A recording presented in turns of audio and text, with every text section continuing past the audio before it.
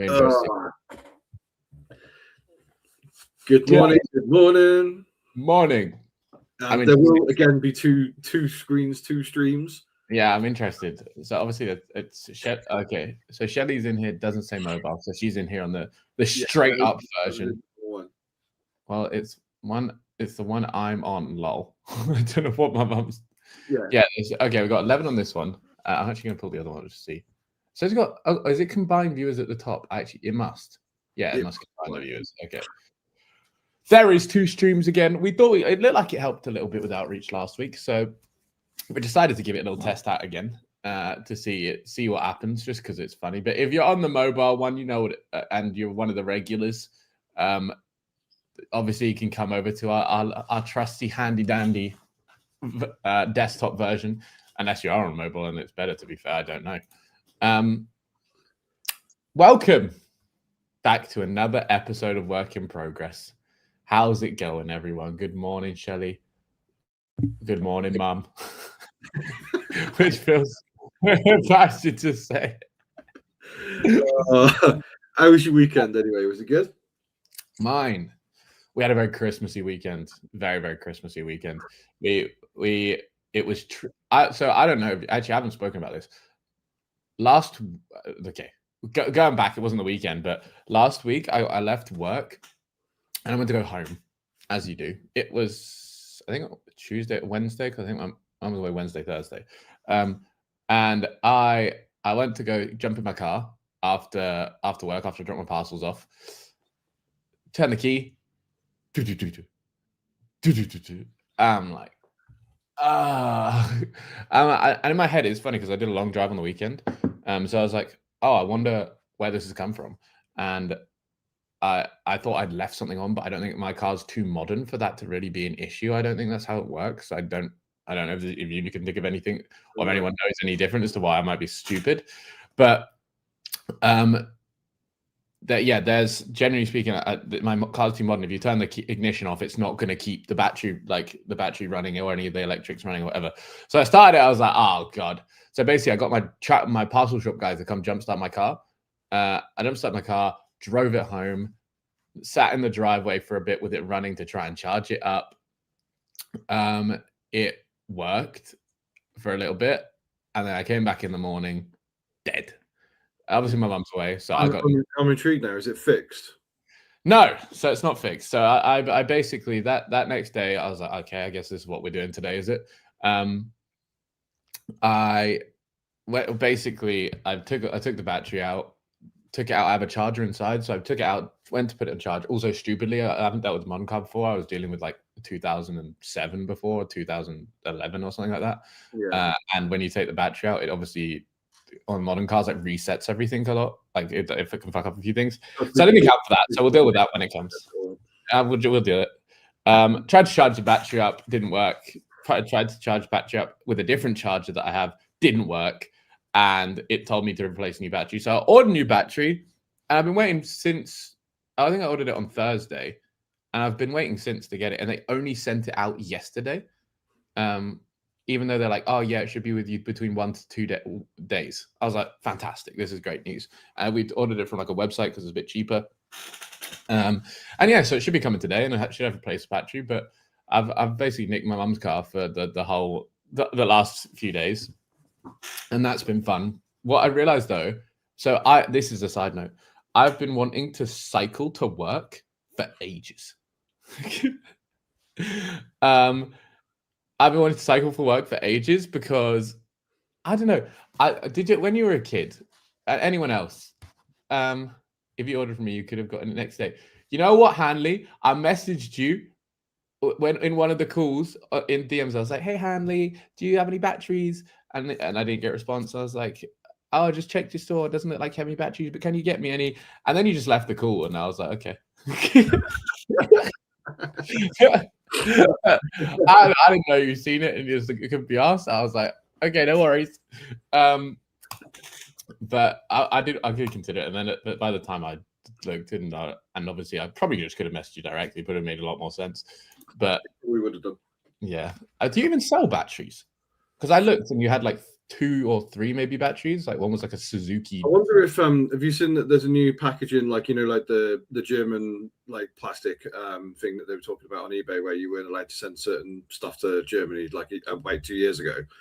I got a message on the other day saying that there's a new procedure for posting batteries, or you're not allowed to post batteries or something. So I was wondering if that was going to be something that impacted like the car parts and like batteries, or whether it's slightly different in the terms of. I thought batteries were always a dodgy thing anyway, because of just like how they're composed, and that there was always rules and regulations around batteries and stuff like that.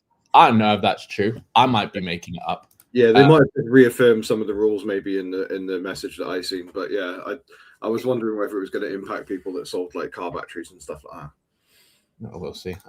I also feel like our chat's extra delayed today. I don't know if that's right. It does seem a bit off today. But is anyone else seeing this in postage stamp mode? Andy, okay. Anyone that's here now, there is 2 streams. One is in vertical mode, just so we can maybe capture some of the other audience. I don't know if it goes on to like shorts and stuff. And then there's also landscape mode, the normal one. They're both on the channel live right now. You can switch between whichever ones you like. Whatever floats your boat. If you're on mobile, apparently the portrait one's a bit better. If you're on something else that isn't a mobile, then probably the landscape's the one for you. Anyway, yeah, so we're gonna have to go home at some point and sort that today. But the weekend was Christmassy. Christmasing, oh god, sounds like a horrific weekend. I apologize for you. I'm not hearing this humbug bullshit though. We went picked up the Christmas tree on Saturday. Is it a new Christmas tree? Do you buy real trees? We're a real tree people. Okay, yeah, it makes sense. We got, to be fair, we weren't. We were plastic, a synthetic tree for ages, and we got introduced to it. And then it's like a nice tradition. I feel like it's probably like that. This is the start when we go buy the tree and suddenly everything comes out, you know. And to be fair, I wasn't feeling that Christmassy, and neither was my mom this year. And then we got all the stuff out, and you just can't help it. It just is all, it's all cozy. There's lights everywhere. It's a great time. So yeah, did the first part of the decorating on that day. Watched some terrible Christmas movie. Absolute. I don't know if anyone's seen it on Netflix. Like Jingle Bell Heist, sucked. Terrible. Bad choice. Fun thing we did. This has nothing to do with resetting. I'm just yapping at this point.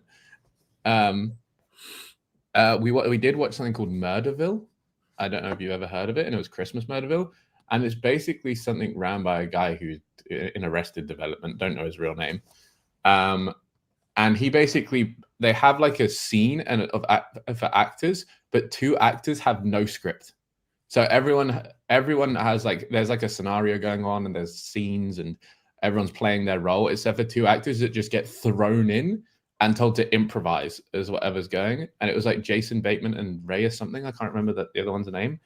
And it was really funny, to be fair, because they're just told to do whatever. Anyway, I cut the story short about my weekend because I've just been talking about it. Yeah, then on Sunday, what did we do to start with? Can't remember. Lazed around for ages, and we eventually, I was basically going to come in and teach my mum how to take photos, because she wanted to help me take, because obviously I got her backshot together, so she offered at some point to come in and help out with anything she could whilst I was kind of changing everything around. I was like, yeah, you could come in and help me bang out some photos whilst I do some other stuff. So it was meant to be a training day yesterday, but in true motherly fashion, child labor to mother labor. I like it. Basically. I like to flip the script sometimes. And in true motherly fashion, she came in and all we did was clean and organize. Now that I definitely I can imagine for sure. She came in, she looked at it, and she was like, "What fuck's this?" And to be fair, it wasn't horrendous, but there was basically some bit after I rejigged everything, got the washer dryer installed. There was things that were just homeless, that were just in the middle of the room, basically, because I didn't know where to put them. So we spent about an hour and a half, 2 hours jigging some stuff around, and now we're perfectly settled and ready for new activities. Did you, as of the follow-up question from last week, then, did you ask her if there was anything that she would change based on the idea that she doesn't know the system that you currently have. Did she come in and look at anything? And because we spoke about it last week, right, where you said, would you take any advice from somebody that doesn't know what we do or how we do it, and stuff like that? Did you ask her for any advice, or did she have any input that suggested that you might be more efficient doing it in a slightly different way, or locating things in different places? For efficiency in that way, there was some stuff that she like came in and was obviously she was trying to organize kind of, and there was stuff that I had in certain places that just I did because it makes sense, not because it looks good. So for example, just my desk, probably my main one is there's two things. One, I've got my poly bags just on the left hand side of my desk open. So basically I have my bag of items that I bring here, and then I print the labels out, and then I bring the item I need out onto the bag, put it away, grab the label from the right hand, flick the the thingy off, put it in the bin, and grab the label and stick it on, and it's like a flow. And she was like, "Why are these on the desk?" And I was like, "Logistics." And she was like, "Did they ask me on deck?" I was like, "Yeah, because for flow, you got it like." And then the other one is my bin is like open, like it doesn't have a lid. And she was like, "Can you at least put a lid on the bin?" And I was like, "Impractical."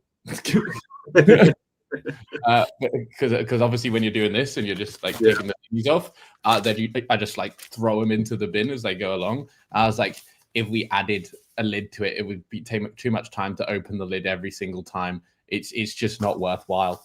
And she was like, okay.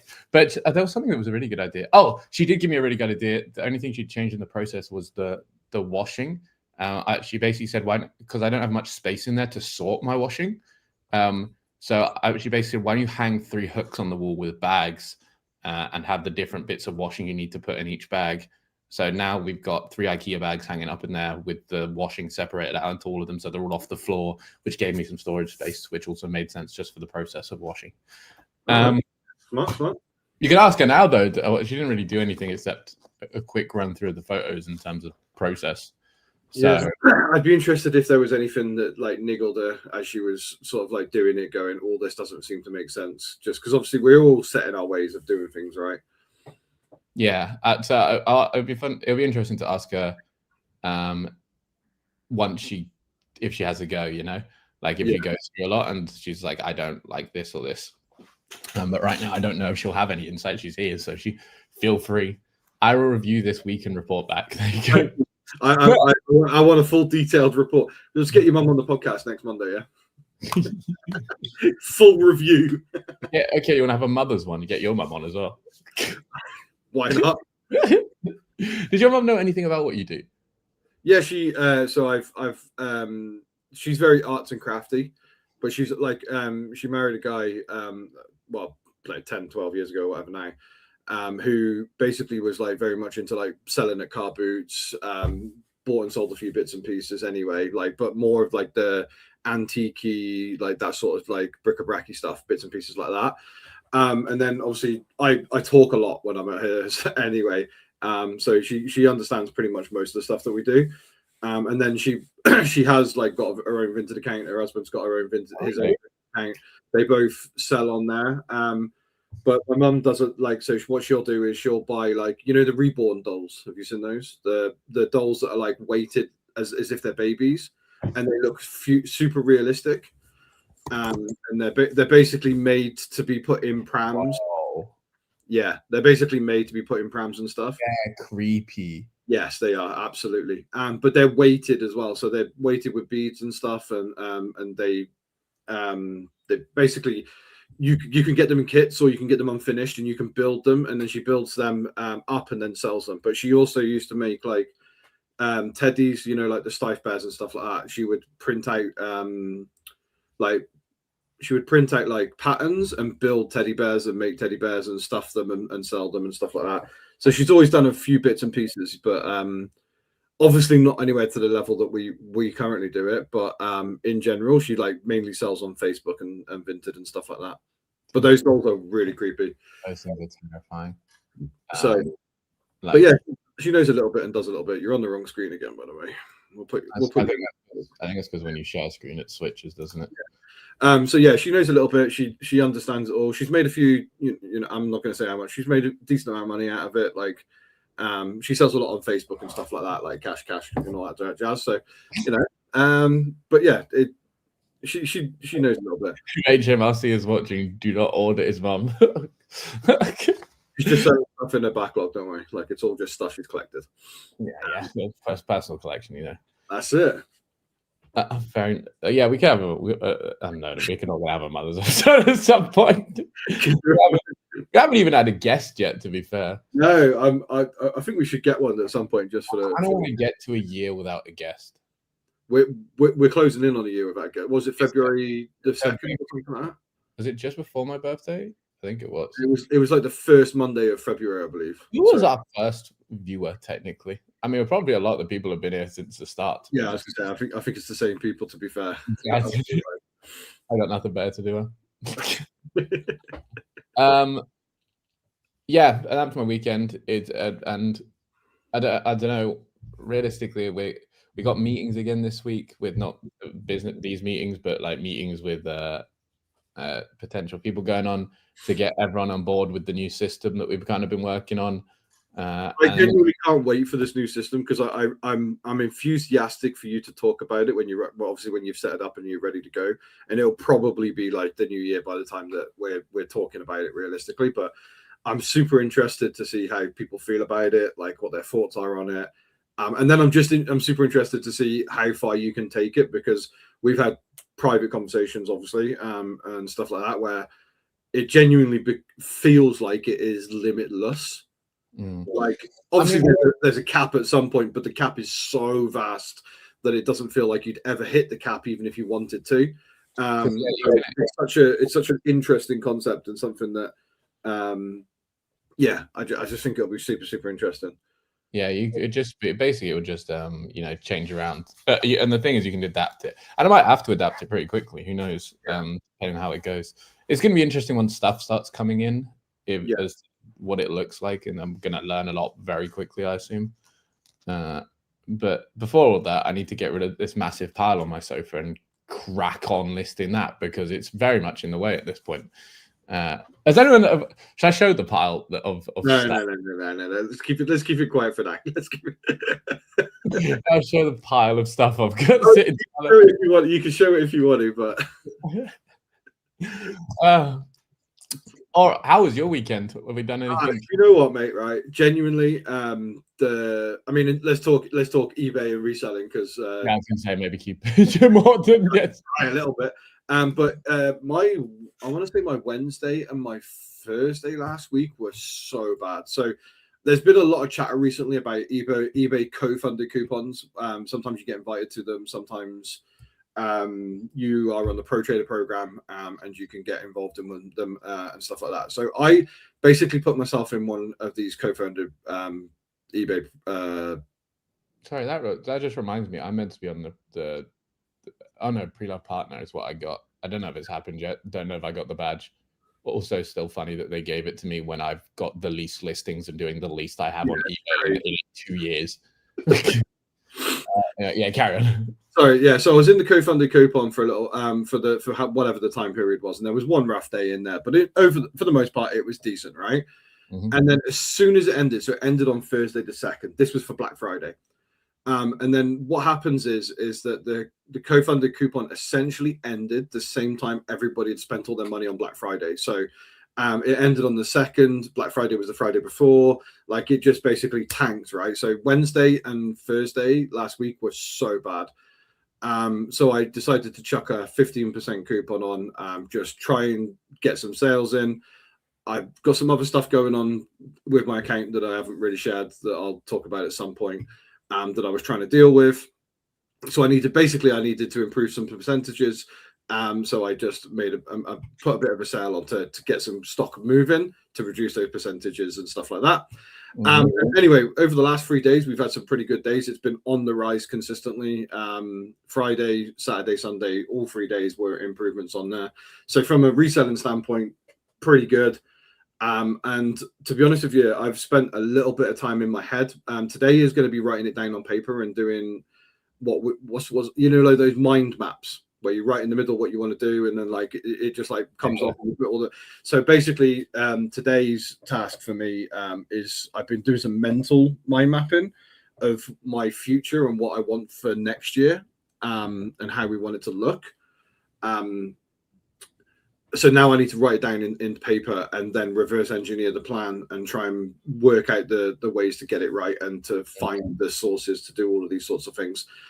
So yeah, that's kind of where it's been realistically. I've been very mentally on it the last couple of days, whereas I believe like maybe 2 to 3 weeks, maybe even a month before, my brain has just not been involved. A couple of weeks ago, you were mush. Yeah, so I mean, you probably know more than most, right? Like over the last month, I've probably been less interested in. I couldn't have been less interested in a lot of what we were doing. I mean, so your promise of like I'm not going to fuck around till a year. The year's done. I mean, you got there, to be fair, and I think I mean, obviously the topic for today, and obviously this is kind of what you're talking about almost straight away, is like goal setting and being like the reality of goal setting and dealing with it and hitting or achieving or aiming for growth and all this sort of stuff, right? But what I came to mind when I was thinking about this topic for us is like the books we've read and aiming yourself and keeping yourself interested and engaged in something to keep you pushing forward. I think a big part of that, for example, on what you're saying is when you get bored and when you get that sort of thing, it's just because you don't have anything that interests you in what you're doing at the moment. And I think a big part of that in business for stuff like that is growth, like is doing something and aiming for something bigger. So, I mean, it makes a lot of sense that you kind of died off because you went from up, this target to, okay, hold on a sec, need to reconcile business and then go again. So obviously, for anybody who does or doesn't know, there are a few people that have assumed that I may have some ADHD traits, right? So I've done some like online tests and all that sort of stuff. And this week, I know a lot of them are guff, right? A lot of them are crap and whatever. But I've gone through different ones with different questions. And I was talking to my mum about it yesterday, and I was like, the funniest thing was there was one that came back is that it just says you are showing severe signs of the traits, right? And I was like, okay, what was super interesting about that one specifically was, when you can be straight and honest when you're answering questions, you can slightly over exaggerate, or you can compensate and go, actually, maybe not as bad, right? Every single question I answered for that one specifically, I under-egged. I was like, so there was basically not very much, a little bit, sometimes, so often, and very often. And even when the answer was very often, I went with often. I was like, I'll downplay it a little bit. And it just came back at the end. It was like, no, bro, like you are it. But one of the things that what I did was, although I'm not self-diagnosing and I'm not too fussed about going and getting a proper diagnosis or anything like that. I'm not too fussed probably about getting any medication or anything like that for it or whatever, even if it was a thing. But I've been looking into the traits and looking into like what it does.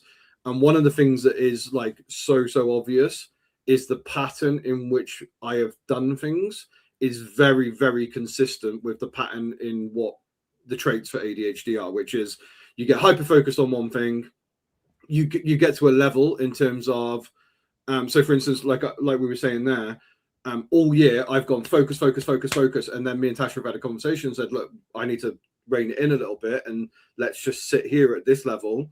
But what happens is with the ADHD traits is as soon as you hit that point, you become disinterested and it becomes boring. And then when it becomes boring, you just don't care. And it's like done, right? And that's how I feel it's been for the previous months in which I've tried to chill. Now, what I will say is even while I'm chilling, we're having the best months of the year because it's not, we're just sitting and letting it do the thing that it's meant to do. Like you've been there for a long time, right? You're just sitting there and you're letting it tick over and you're making money and it's great. But I can't sit there for too long because it feels boring. So now when I find these other little things, so like I want to do the other niche and I'm trying to do all these things, this is what the sort of thing that keeps my brain active and interested in reselling, which is one of the reasons why I think I was so addicted to go into charity shops. And now that I've cut charity shops out and I source online, I feel like because it's so, the way that you do it is mundane. Whereas when you go to charity shops, there's that I mean, it fell off a lot, but like in terms of like the adrenaline, a little bit of dopamine when you find something interesting or you find a banger or whatever, like I don't get that. Even on like I'll buy something for 20 quid. I bought a purple label like linen blazer for like 20 quid, and I've got it listed for 200. I just clicked the button and then carried on sourcing. Like there was no dopamine, there was no, because it's so blasé, if you know what I mean. So yeah, I've basically just been taking a lot of things on board and trying to work out my brain, even if it's not ADHD, right? And it's just my brain is a certain way, and I'm really trying to navigate how I work as a person, and then trying to get the most out of that from a business perspective, if that makes sense. So I think it's interesting, right? Because this is the I have been accused also of but I'd say again, I'd say that sort of way of working is a very just a human thing. Like in terms of your interests and stuff like that, if you just look at most people, right, like just most people in general, there is a select few who can hold themselves to something whilst being bored of it. Like there's very few people like that, and those people that can pull up their I'm going to say grit. Grit.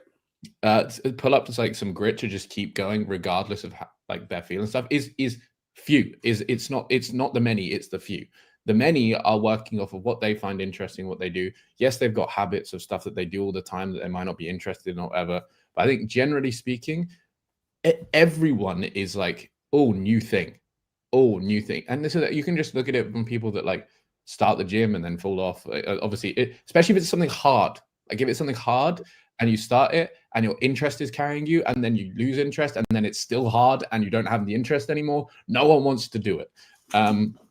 So I'd say generally speaking that like people as a whole, and that was what the book was saying, right? To be gritty and to keep going at something and to keep persevering, you need to be interested and a little bit passionate about it. And to have passion. Sorry. Popping out.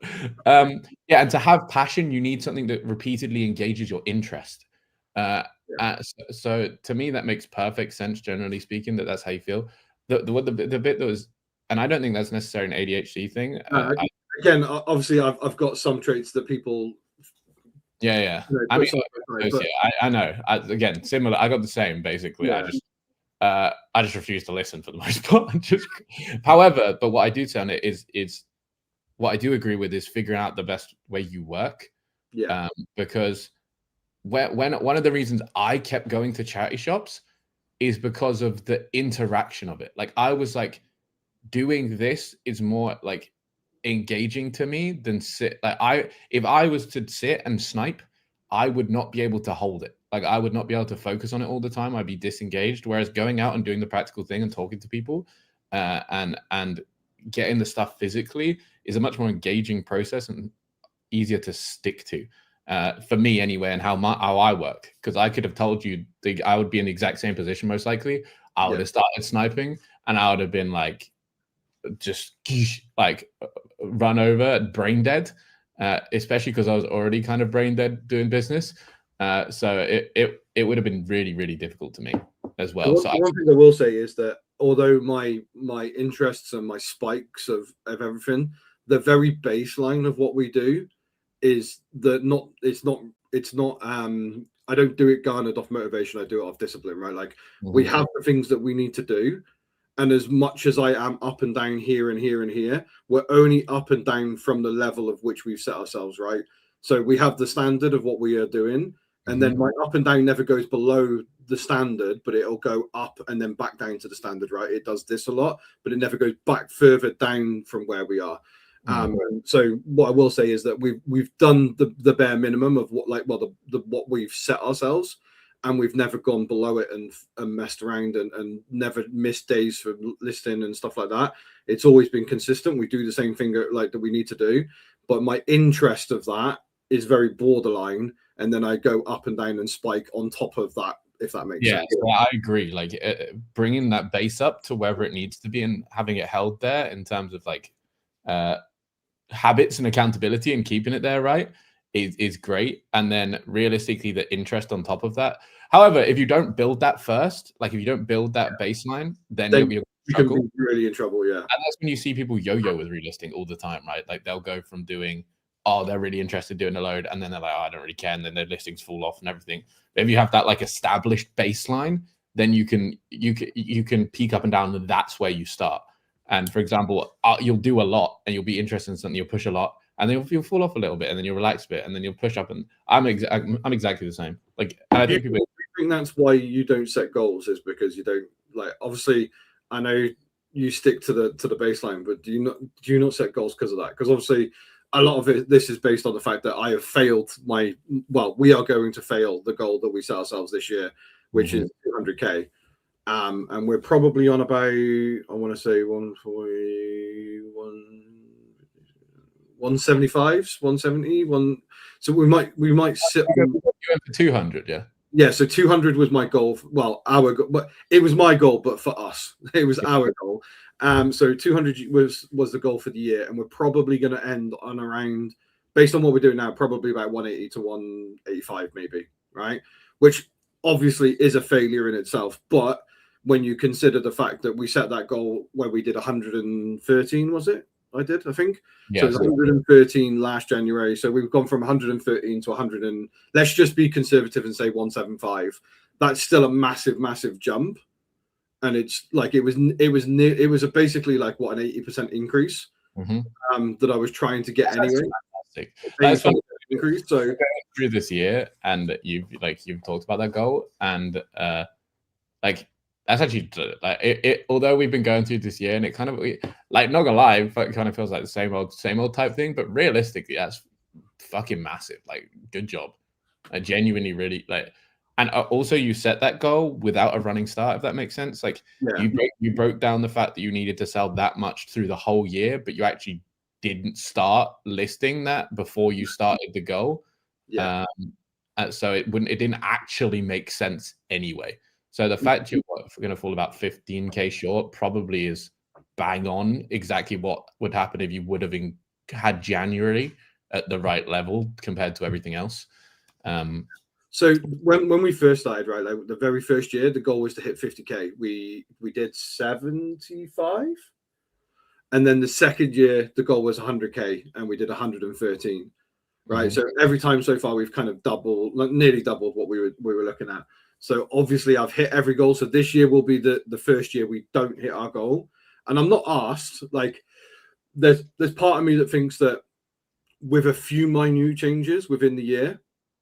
And some decisions I've made personally that may or may not have caused a few slowdowns, and things like that. Like, and actually just a little bit of laziness creeping in as well on my part. Tasha doesn't falter, but my part, there's been some issues and some times where I've been a bit lazy. Actually, I genuinely am super happy with where we're at now. My goal for next year is not the same as Tasha's again, because she wanted to do, like, her goal for it was 150, but I felt like 113 to 150 was probably a bit too easy. So I wanted to stretch it and push it. Next time we've both got different goals again, so it'll be super interesting. We'll talk about that in January. But in general, I'm more than happy with failing because I understand the reasons in which we didn't hit it, and I think that's the benefit. And we've spoken about it a lot, right? Like, if being so self-aware that, because I could have gone, I've done everything I possibly could. I've been to every single boot sale I said I was going to go to. I've sourced as much as I possibly can. And the fact of the matter is I haven't. Through different reasons, various reasons, like obviously bringing Tasha in from car boots into sourcing on Vinted is a very big change in general. And then what happened was I was sitting with her and we were both sniping. But actually now she's at a level where I don't need to be here. So why are we competing against the same searches when I could just go out sourcing the charity shops and go back to what I was doing, let her do the sniping side, like, but I'm just still doing the same thing, right? Like, so I think I was like, oh yeah, we can do this. And then it just doesn't make sense. So now, obviously this month, I'm putting a lot of thought and a lot of brainstorming into really working out and narrowing down the ways that we can grow it further, and then obviously adding the extra niche that I want to add, which I've already started to implement. I've got some places which I've picked up maybe six things like lots that I bought, like bits that I bought, like bundles. And then I've got one I've got to collect today and stuff like that. So like it's really starting to come to fruition at the moment, which is really good. Genuinely, like though, but like good job, right? Like genuinely well fucking done. Because that missing out is again it's there is not many businesses where you see growth like that year on year. And obviously it may get harder as you go along, but to basically go for 80% growth in 1 year, and you could have hit it realistically, and maybe like, oh, bad job for not doing everything you possibly could to hit it. But what you've got like 70% growth, maybe 65. Like there's not many businesses where that happens, and to make that happen and it not honestly not feel like you've that like crazy different is really great. I actually just want to quickly jump to I don't know who Kicklux is, but watch out for Thom Brown on Vinted. Thom Brown's like pretty badly faked, but so just keep an eye out for the Thom Brown. Make sure, because I've been tricked by some really good ones before, and I think Jack's been tricked by some before as well. So definitely keep an eye out. Shell just asked, what effect would doing those extra things have had on your work/life balance? So this is something again I've spoken about probably privately more to you and Kaylee when we've had like conversations about other like the group stuff, and obviously we talk about balance in the group stuff, which also probably is another factor of like not distraction but like an extra. We started it in March. Yeah, so it took so most of this year is obviously we've had that as an extended business to deal with and stuff like that. So that's probably a small factor as well. But in general, my work-life balance is not really much of a work-life balance. It's work, and then it's an hour of life, and then it's sleep. And then I do that pretty much most of the time. And obviously that sounds like it's massively like unsustainable, but I've been doing it for like probably 2 of the 3 years that we've been doing this, right? And obviously a lot of that will depend on, like, I've got kids, but they're older, so they take up less time. Me and Patasha have been together for so fucking long at this point that like we're very comfortable with just each other in general. Like, do you know what I mean? So you don't have to be as like moddy cuddly, and we do get 3 evenings off a week where we can chill and do what we want to do or whatever. So that's fine. Snow Chris gets Thursdays off, and we've got them watching The Boys. Yeah, so we're watching The Boys now, and Tasha's doing it, and I think we're like 7 or 8 episodes in now. So and that's you? Yeah, we've been hammering through it. So yeah, in general, the work-life balance doesn't really change too much. What I will say is that for anybody that is in the group, and I did the accountability where I set like 1 goal a week, and I failed them every time because it's add-ons to what I meant to be doing, right? So it's just an extra thing that I've tried to ask to do. When I set 13 goals and said that if I didn't complete all 13 of my goals, I was going to fill out a CV and start applying for jobs. You better believe I did all of the things that I said I was going to do. And I think that is part and parcel of it, right? So if I had done, Charles, if I'd have done the things that I said I was going to do, and I'd have done the extras in which I know I could have done to hit that goal, there wouldn't have been much difference in how much time I would have put in. I would have just have to been working harder in better sprints, because obviously, as we all know, and we're doing. Sorry, I just want to say we're currently talking and we're reading the book about digital. What is it? Digital minimalism, where we're talking about removing some social media stuff and all this sort of jazz. And that is one of the biggest parts to the reasons why I have probably not hit the heights in which I believe we should have done, because I've not been working to the full capacity the entire time that I'm working, if that makes sense. My question is actually on this then. So, do you know what's interesting? So I also work all day, like realistically, like I like for the most part, like some days I get up slightly later, maybe 10 or whatever, and don't get out till 11. But I work till 8 and then go home, have dinner, probably do a little bit more, and then like stay up and go to bed. Like my day's mostly gone, basically. The day. I don't work, but I would not consider myself. I'd consider myself having a good work-life balance, because even though you work all day, if you're not working fully, then you're doing other bits, right? Like you're not fully working. Does that make sense? So you're there. You're chatting to Tash in the background, like and sometimes it may be business oriented. Sometimes it's other stuff.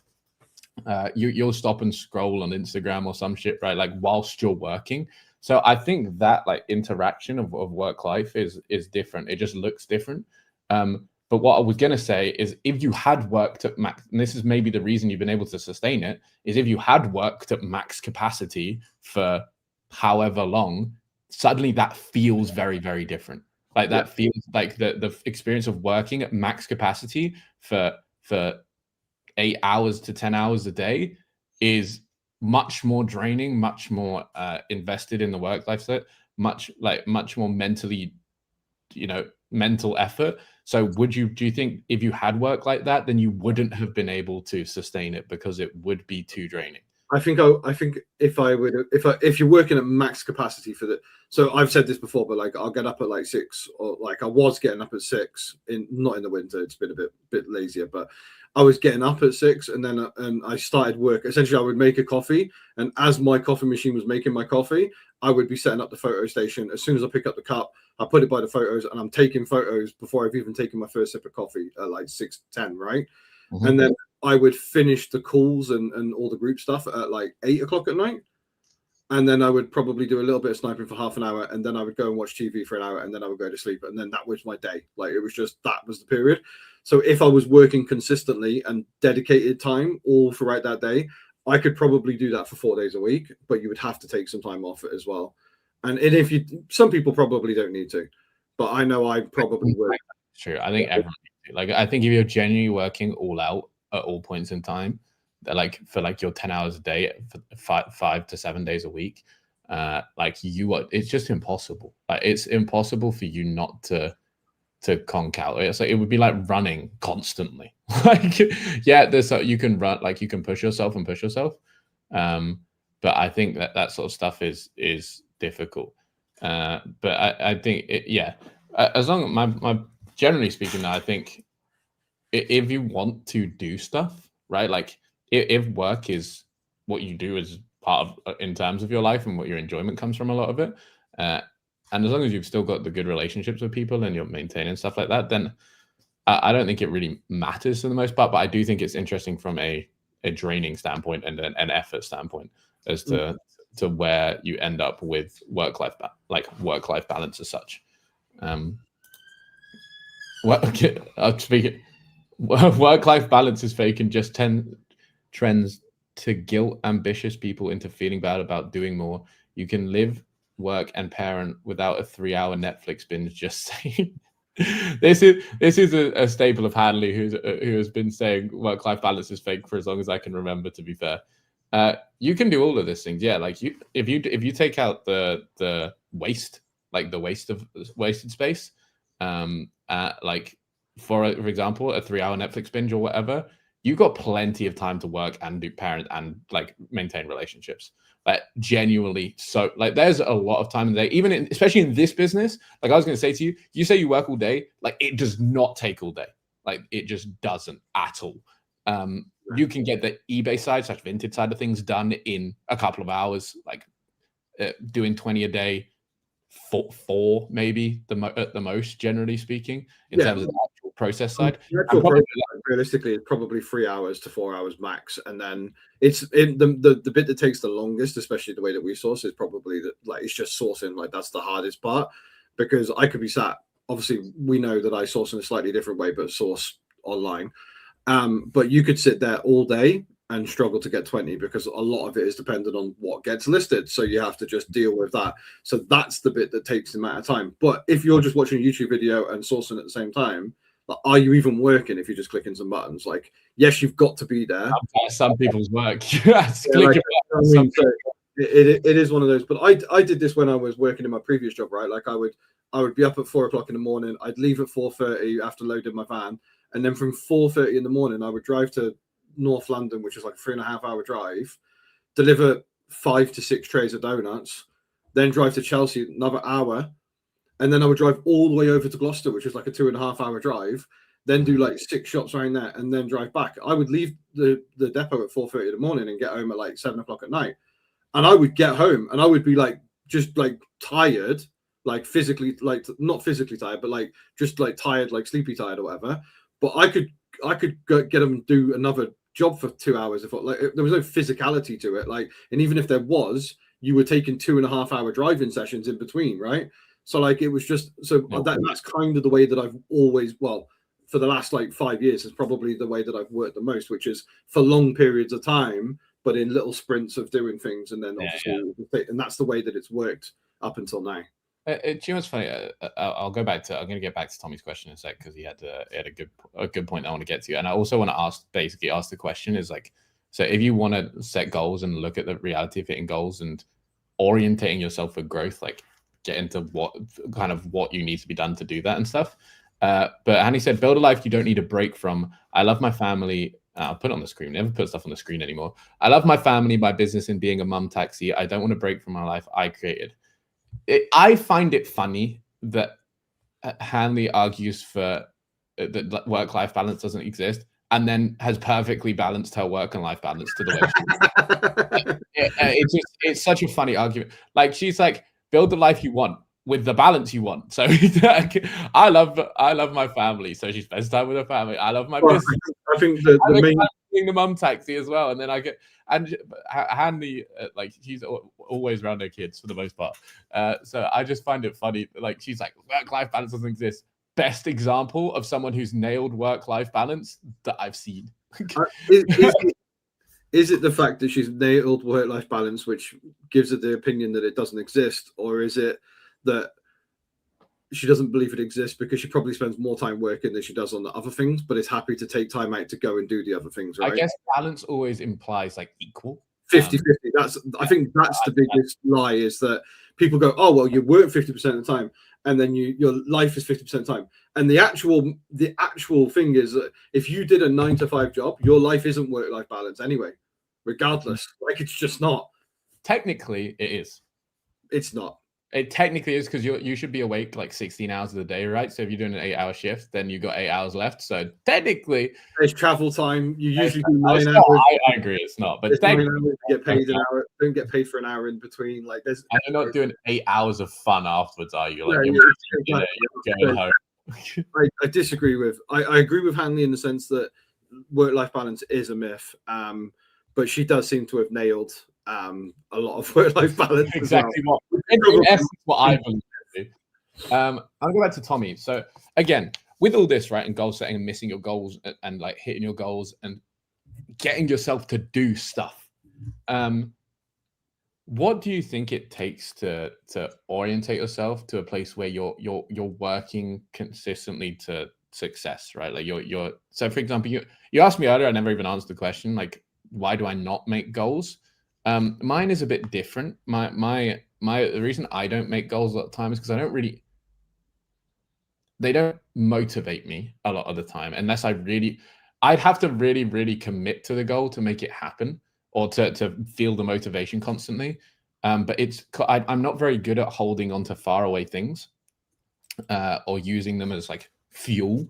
So I rather have my goals orientated towards things I need to be doing daily, and then the outcome of those things is whatever it is. Right? Like, I don't care, but like I could aim for 250,000 next year, right? Great, I've got a good goal, but realistically, what are my goals day to day? What do I do? Well, this is the thing, right? So do you not think that it gives you the guideline, right? So if you set the monetary goal, right, like it doesn't, you don't have to care about the money, right? But you did 106, 107, 8, something like that, right? So let's just say you went, right, I want to do 150 for this year, right? It's not about the goal. Like the 200K for me is relevant. Like 200K, like that number means fucking nothing to me in terms of like what it represents. But what it does do is gives me a guiding light to something to achieve. So for me, 200K was like, right, let's reverse engineer that with my average sale price. How many do I need to list a day to hit that? And it's never necessarily like, oh, I'm desperate to hit this goal. This is my new structure in terms of like because I knew I wanted to improve. So I knew I wanted to list more than 10, right? So, right, let's just pick this 200K. That's the goal. How many do I have to list a day to make that happen? My issue with that is, why does it matter? Because you want to hit this. As we've established for the last couple of months, I don't do well with stagnant. Yeah, but my point being is like, obviously the number, and you can reverse engineer it, and goals are good, like having the targets and like that, like the guidelines and stuff is good. But in my opinion, the reason I say it is because like I'm gonna do what it feels like it makes sense that I can do, right? That's generally how my brain works. Is like, for example, now I have no goal with the next start. So with the charity shops and stuff like that, I could have set a bigger goal to push and stuff like that. But realistically, I knew that there's so much I can do here. Like I'm gonna do, if I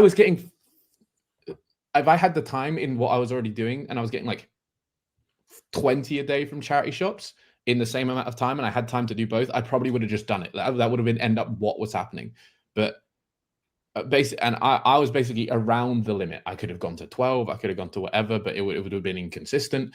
And I could push to do other stuff and added more time. But in terms of like the time I have and what I'm doing, I need to make a change in what I'm doing as my goal, and that will change my outcome. Or I need to like my goal will just be to do as much as I can from that thing. Do you not think that if you say you go, right, I'm doing 10 now, right, and I'm comfortable, I can get 10 a day, right? 10 a day is fine, right? But do you not think if you'd have done the reverse engineering, you write like, I need to get 15, would that not have gone, right, I'm getting 10 a day, let's work out how to get 15. Do I push here to an extra shop? Do I push here to an extra town? Do I need to do this? Do I need to do that to get these little extras? Exactly. And that pushes you, and then you do more because your brain's like, oh, if I want to get to this bit, I need to try and work it out. And then that's what motivates you. Now, I know you're different because you're doing it in a different way anyway now, but in general, I think it gives you that little bit of a, right, this is what I need to do. If I need to do 15, I can't just do what I'm doing now, because we've been doing it for 6 months and 10 a day is kind of my cap. So what do I do now to add? So for instance, I know you didn't want to, but you could have added Vinted and gone, right, I'm going to snipe an extra 4 or 5 a day. Yeah. That would have been the way to add it. And that's kind of what I mean. Like, I feel like you can get in a state of stagnancy, because I don't even know what the word is, stagnation, because you're not pushing yourself. And that might be fine for you, like, but I'm talking about like my brain, and I need to constantly improve. That's kind of where it sits. So maybe it's just a mentality. I mean, you know what? You're probably right. I don't know if this is what you were saying, but in terms of like, I probably don't set goals because I'm aware of what I'll do. So, for example, unless the reason that the short term makes more sense to me is that like I know if tomorrow I commit to doing, I'd rather commit to my goal being 15 a day than commit to the big goal that doesn't have the grip on me, that doesn't, like, I know if I put that big goal, I don't have the commitment to I don't want that enough right now. So I can put that goal in place, but I don't want it. Like, I don't care about it. I'm not committed to it. So I could reverse engineer it or whatever and say it's much harder for me to commit to that long-term goal rather than I'm changing this every day. Like, and be like, I'm now going to 15, right? I know how my brain works, and I just know how that is I feel like it's probably an avoidance of the fact that I feel like I'm going to fail it because I'm not committed to it. So it doesn't work in terms of motivation for me, and it feels quite difficult. But if I really, really did commit to it, I guess I always fight between, I could really commit to this and make it work, but I also don't feel like this is something I want to commit to. I don't want that to be like, because I don't care about that thing, it's very hard for me to commit to it rather than the chat. It's just a load of waffle, to be honest with you. Again, I think a lot of it's just down to personality traits and mentality, right? And the way that we need to do these things. Like, you sat at 10 for way longer than I would have ever, like, I would never have been able to, because my brain just doesn't allow me to. The interesting thing is going to be like, where do I stop? Like, where is it? What level of like listing can I do where I go, I can't physically get any more? Like, I've exhausted all avenues. Now, there is probably an abundance, and there probably isn't a limit, like, or whatever, but just for like what I can do, like, what is the limit? Because if I'm listing 100 a day and my brain's going, come on, you need to do more, and I'm like, I've exhausted all opportunity here, like, what do I do to get to the next? Like, that will be interesting to see whatever. I don't think we'll get there because I think I'll probably moved on to different stuff at that point anyway. But I genuinely just, I'm super interested to know what my brain would be like saying if that was the case. But I'm super interested now just thinking about it. Sorry, I'm getting lost in my thought of like what it is that makes me want to do or not do something. Like even when I commit to the going up goal, I have to want to commit to it. And what is the want to commit to it? Except for making something, for example, I guess we're going back here, but going to 10 to 15 wouldn't have felt like, it probably wasn't interesting enough to me. Realistically, like in terms of like that probably wasn't an interesting enough jump to warrant my full commitment. Even though it's really good and like really positive, it's kind of the same thing, but just more, which isn't that interesting. Whereas like doing what I'm doing now is very interesting because it's very different. And then figuring it all out is very interesting. And I guess you could say figuring out the extra 5 a day. Like I'd probably, like you say, I would probably just sniped a few on Vinted, like whilst I'm sitting around. Like it's not that interesting versus you know, changing it up. So I don't know how it works. But you're not particularly driven by money in general, are you? Like I know obviously money's great and you know it's the fundamental thing of, unfortunately, of life, but in general you've not got like overriding sort of like thing or monetary sort of like, do you know what I mean? I actually want to go back to what Tommy said then and earlier, which is do you think we need to set negative reinforcement for ourselves, our own negative reinforcement? And he followed it up with in any other job you got to please the boss, you can get fired, you can get punished, but in this we don't make negative to be moving away from it easier and stay stagnant.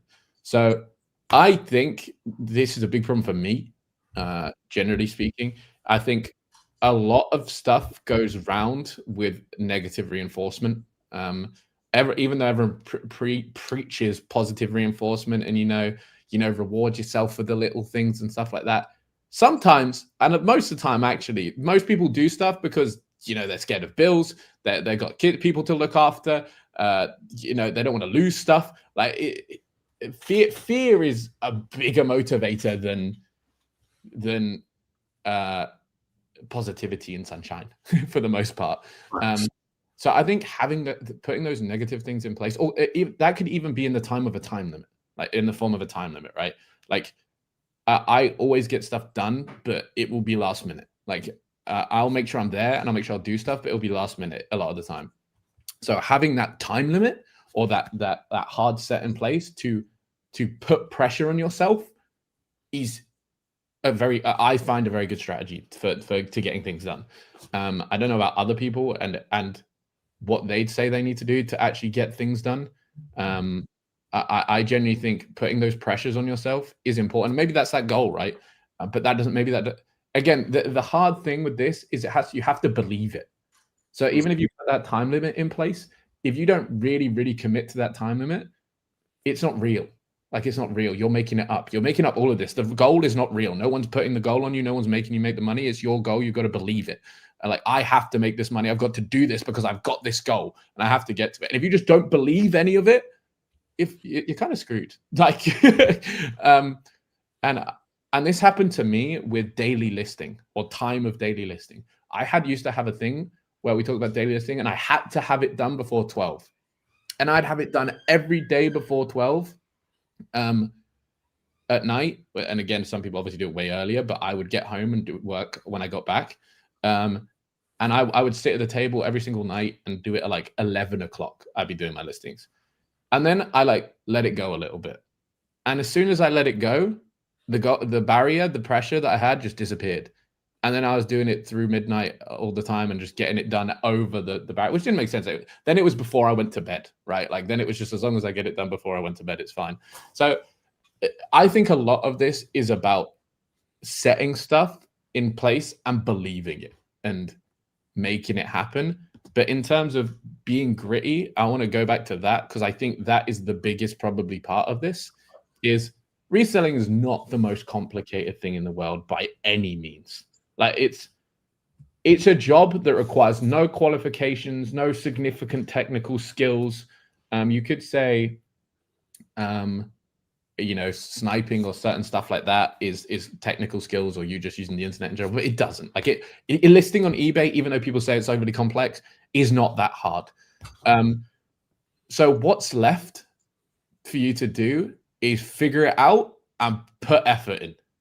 And to be able to consistently put effort in, you need to have the grit to do so, and the commitment and the perseverance to it.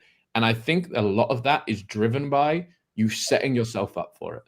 I genuinely believe that the biggest,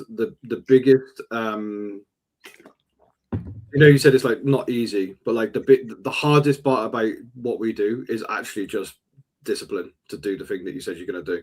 Like having because you can turn the alarm off, you can list 15 instead of 20, do you know what I mean, or whatever. Like there's so many different things that you can let yourself slip on, and a lot of the time it's discipline is the biggest failure of a lot of resellers. Like I've been in many places on the internet that has vast amounts of resellers, and the most common denominator of the people that are not as successful, that even though they want to be and they're struggling with their business and whatever, I can almost guarantee that 90 to 95% of those people, the thing that they struggle with the most is consistency and discipline. Like it's all down to that, a lot of it.